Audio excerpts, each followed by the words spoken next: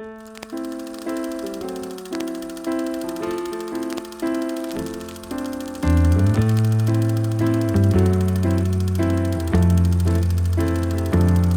gotta hope that there's someone for you, strange as you are.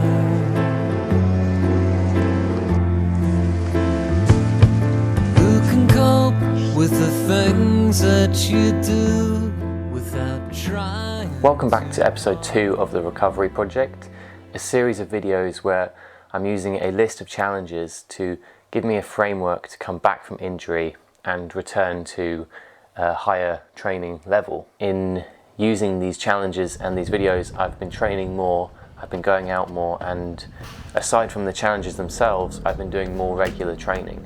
And that's an extra benefit that comes outside of these videos. It's not all about these challenges, it's using this as a framework to help me push forward. Yeah, go for it. In the first video, I had some good success with the challenges that I tried, some failures and some successes. But it's trying it and seeing where I am compared to where I want to be that is the focus. I don't want these videos to feel like vlogs. I want these to feel different, and I want them to feel more personal and relatable. So me and Fed are at Buddha Head, and I've got 2 challenges here, 2 big power challenges. One is this plyo down. It definitely used to look much smaller, and the other one is this big plyo that I've done once that definitely looks out of reach, but it's worth looking at and see if I can get some progress, because I haven't even tried it in like 3 years. But yeah, our goal is to do this one. Fed's trying to do it with me, and we can do the first jump, we can do the second jump, but linking them is hard because so much impact. You have to really trust that you're going to rebound out of the first jump. So hopefully it goes well. I'm just going to see what happens, I guess. First we must prove we can work. I'm still landing very much on it. Now we are deserving of the balance and the sacred dirt. Cause our constitution is buried in the soil, while our ambition seeks to ascertain and toil. In the heart.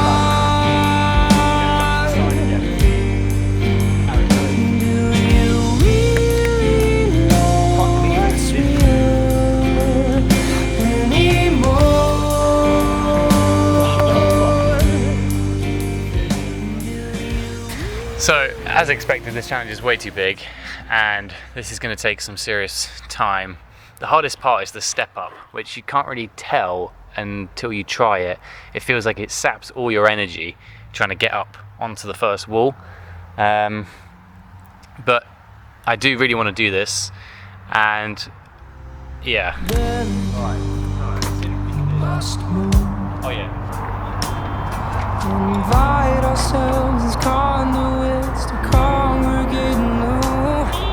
And over this building, we're holding our hearts and the unanswered questions that tear us apart.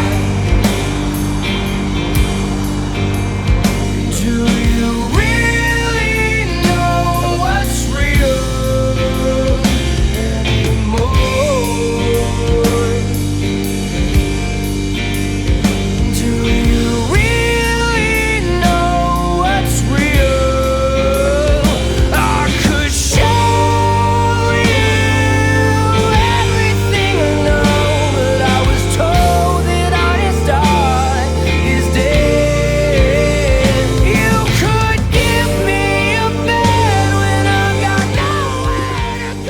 So, I've got some on grass and they feel good.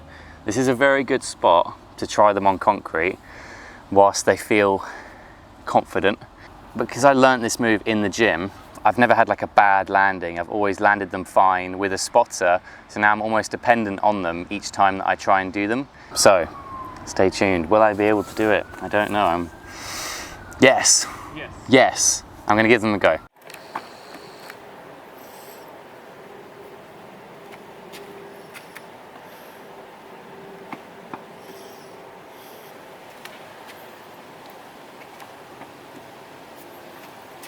Literally the same thing. These are so annoying. You want me to spot you? Maybe. With a spotter, so now I'm almost dependent on them each time that I try and do them.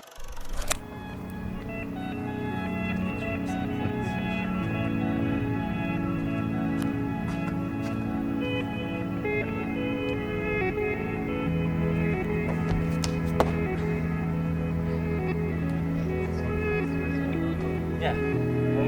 Thank you. Okay. Nice. I'm happy with that.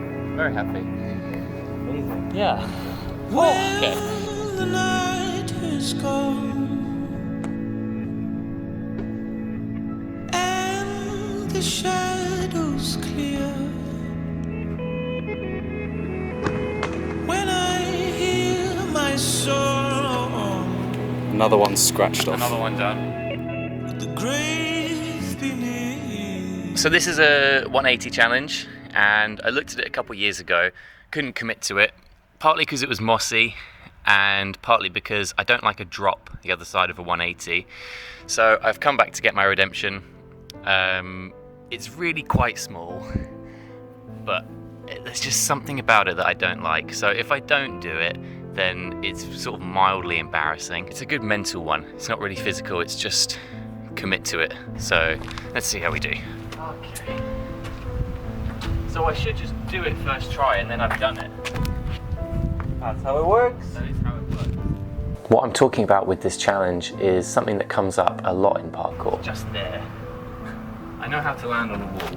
This imbalance between your mental and physical ability or confidence. With these 180s, I know that it's all mental, it's psychological. Worst landing ever, but we take it for the first one.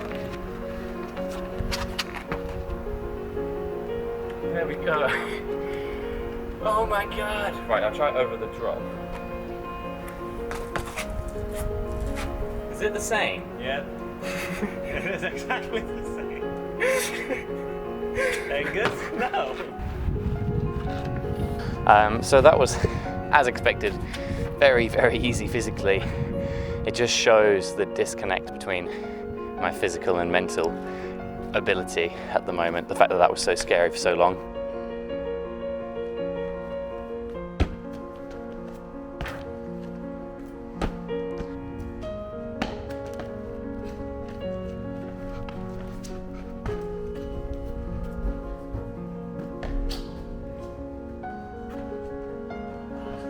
This leads me into the concept of the video, which is something I like to call the frustration gap.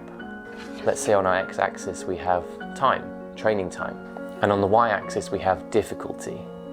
Now one line might represent what we can do, what we physically can do, and another line might represent what we want to be doing.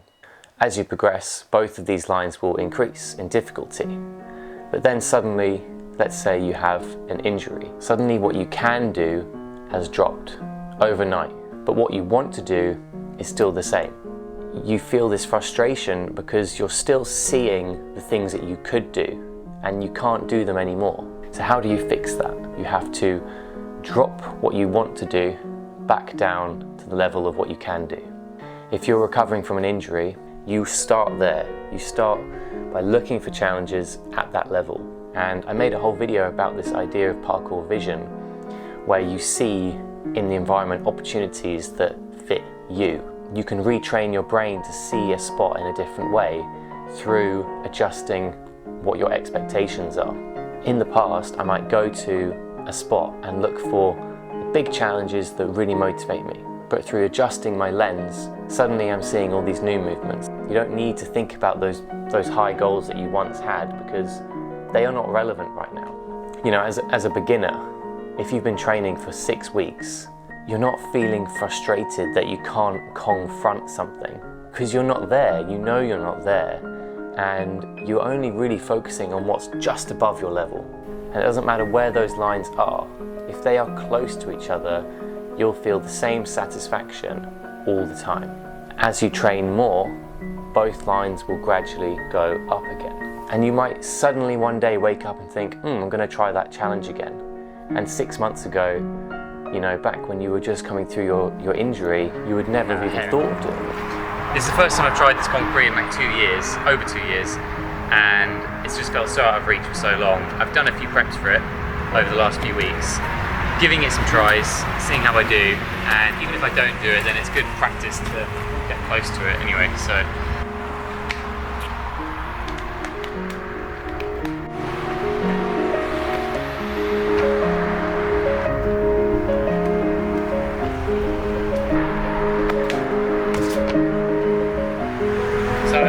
I'm still not fully committing to the technique. I'm not dipping and I'm not really going. So I just need to go for it.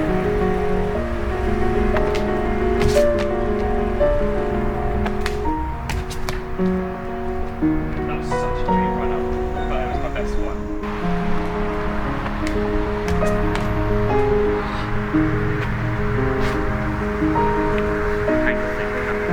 Each time I feel a new injury coming or something happens, I try not to fixate on what I want to be doing. I try and adjust to where my body is. Because we all need the confidence boost of completing a challenge. And the absolute worst thing you can do is to stop training, wait for your recovery to finish, go back out and train straight at the level you were before with the same challenges. Because your body is not in the same place as it was, and you're much more likely to hurt yourself again, and you just get in this cycle of going up and down and up and down. So take the slow approach, adjust what you're looking for, and over time you will start to see the challenges that you were before.